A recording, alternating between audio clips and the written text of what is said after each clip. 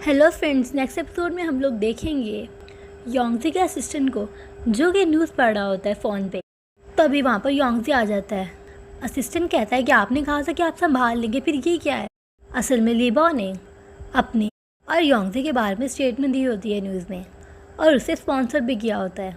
जब योंगजी न्यूज़ पढ़ता है तो वो उल्टा असिस्टेंट पर ही गुस्सा करता है कि तुमने क्यों उसे बताया कि मैं ट्रेनिंग करने के लिए ऑस्ट्रेलिया गया हूँ। उसे तो इस बारे में पता भी नहीं था। असिस्टेंट गुस्से में बताता है कि मुझे बताना पड़ा उसे, वरना मेरे बाल काटने वाली थी। आप बताओ इस न्यूज़ के बारे में क्या करना है, इसका क्या करें अब हम। योंगजी भी थोड़ा परेशान नजर आ रहा होता है। फिर वो फ़ौरन से उठता है और लीबाओ को कॉल करता है और वहाँ लीबाओ अभी भी रिपोर्टर्स के साथ ही बैठी होती है और रिपोर्टर्स को कहती है देखो योंगजी की कॉल आ रही है, उससे रहा ही नहीं जा रहा मुझसे बात किए बगैर। फिर वो उसकी कॉल पिक करती है जिस पर योंगजी से कहता है कि तुमने ये क्यों किया है सब कुछ। लीबाओ कहती है कि रिपोर्टर्स मेरे पास आए हुए हैं और मैं इन सब का कुछ नहीं कर सकती। योंगजी लीबाओ को बहुत सुनाता है।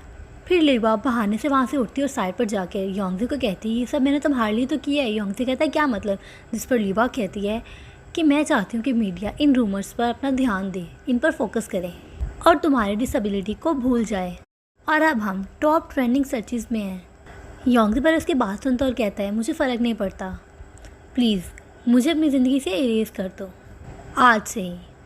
लीबा कहती तुम इतनी जल्दी फैसला मत करो, तुम मुझे बाद में थैंक यू बोलोगे। और ऐसा कहकर वो कॉल कट कर देती है।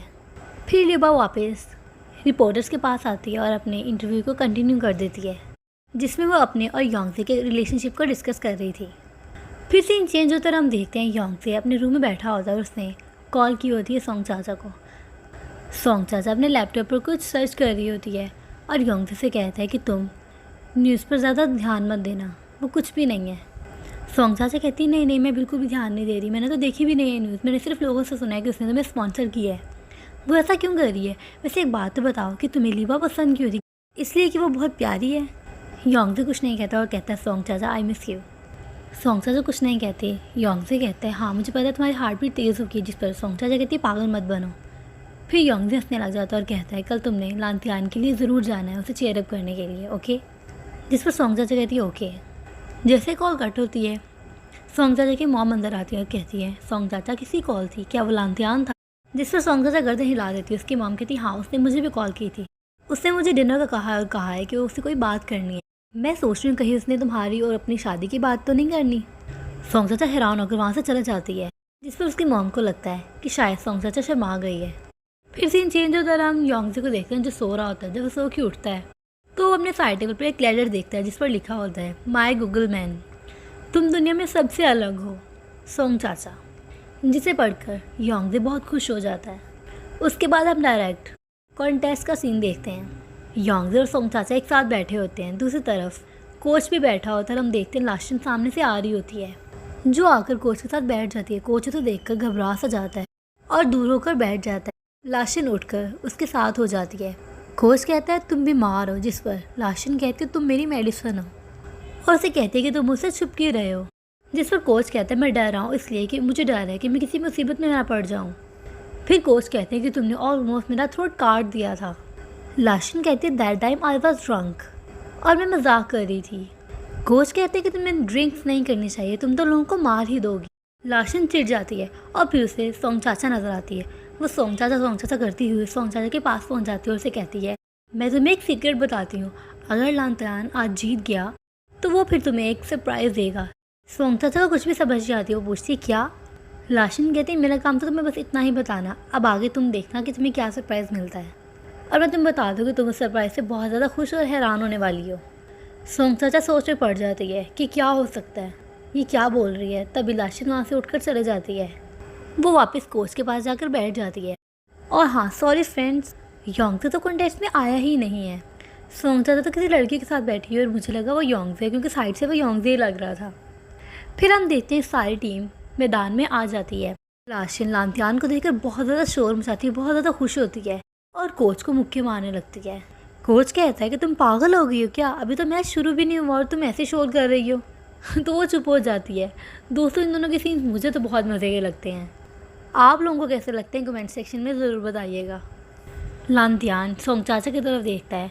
सोंग चाचा तो थम्स अप कर देती है जिससे वो काफ़ी खुश होता है और दूसरी तरफ हम योंगजी को देखते हैं जो कि स्विमिंग पूल के पास खड़ा होता है। वो अकेले स्विमिंग करने वाला होता है और दिल दिल में सोच रहा होता है कि गोड लांतियान की मदद करना, उसको जितवा देना।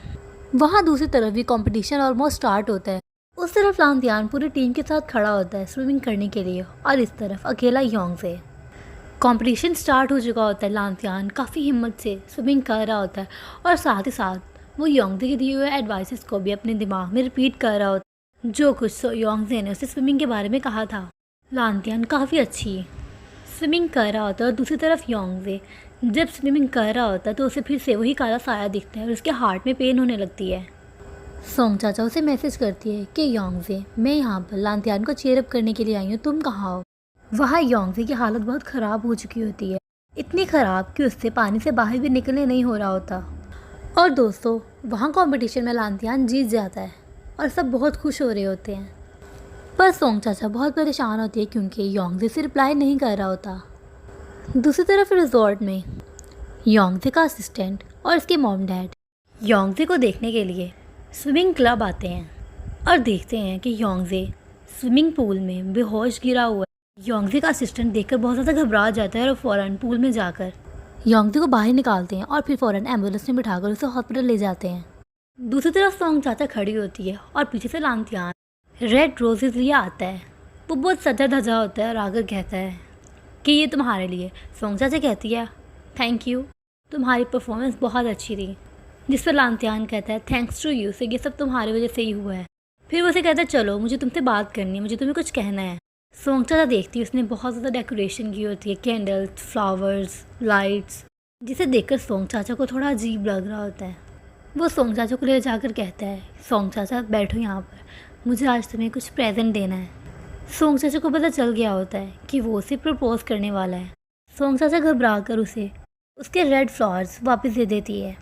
वो उसे कहती है सॉरी, आई एम सॉरी लांतियान। और दोस्तों यहाँ पर लांतियान का दिल सही वाला टूट जाता है क्योंकि उसके प्रपोज करने से पहले ही सोंग चाचा ने उसे रिजेक्ट कर दिया है। सोंग चाचा वहाँ से भाग जाती है और दिल ही दिल में सोच रही थी आई एम सॉरी लांतियान, ये बहुत लेट हो गया है। फिर हम देखते हैं हॉस्पिटल का सीन। योंगजे बेड पर बेहोश पड़ा हुआ होता है और उसके पास बैठा हुआ उसका असिस्टेंट उसके लिए एप्पल्स काट रहा होता है। और तभी योंगजे को होश आ जाता है और उठते ही पूछता है ग्वांजी का क्या बना, वो क्या आया है। उसका असिस्टेंट कहता है अभी तुम्हें अपनी फ़िक्र करनी चाहिए। जिस योंगजे कहता है जितना पूछा है उतना बताओ। असिस्टेंट कहता है ग्वांजी 4th प्लेस पर आया है। योंगजे कहता है उसने बहुत वर्क हार्ड किया था। असिस्टेंट गुस्से में कहता है देखो अपने आप को देखो, तुम ऑलमोस्ट मरने वाले थे। फिर योंगजे कहता है चुप हो जाओ, ड्रामेबाजी बंद करो, मेरे पेरेंट्स कहाँ हैं।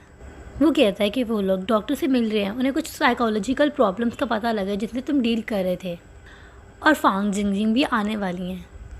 तभी योंगजे को सोंग चाचा की कॉल आती है। योंगजे असिस्टेंट को बाहर जाने का इशारा करता है, वो गुस्से में उठकर बाहर चले जाता है।